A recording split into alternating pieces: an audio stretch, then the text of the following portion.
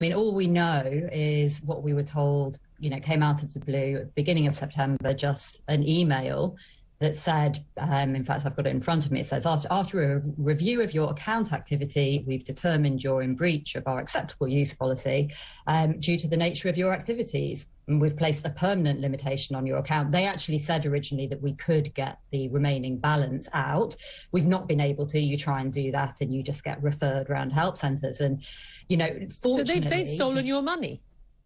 They have, for 180 days. They say you get it back at 180 days, or say you may get it back after 180 days. Well, hold on a minute. Yes, I have to say, I'd be at the small claims court before then if I were you.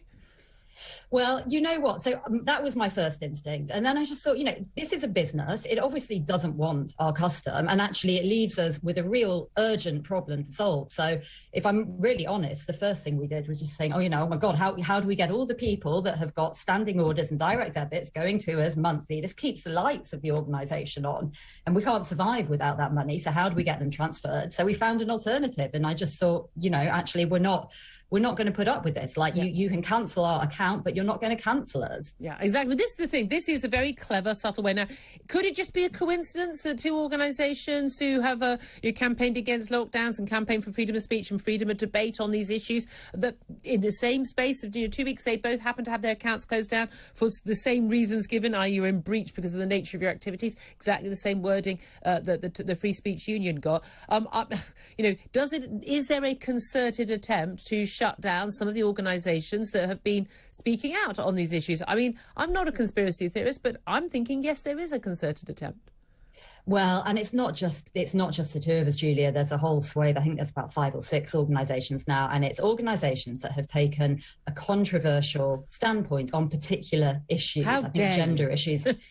How dare you? How dare you speak up? And it's very indicative, actually, of what we've seen for 2 years now, which is anyone that dares challenge the orthodoxy gets slated in the media. Yeah. You get smeared, you get trolled, you get abused, you get accused of misinformation, and it's a really, really horrible atmosphere. Yeah, you just mentioned that you think it's about trans issues, because that's something, again, that Free Speech Union is protected on. You think that actually may be the key thing that they think you've breached the rules on?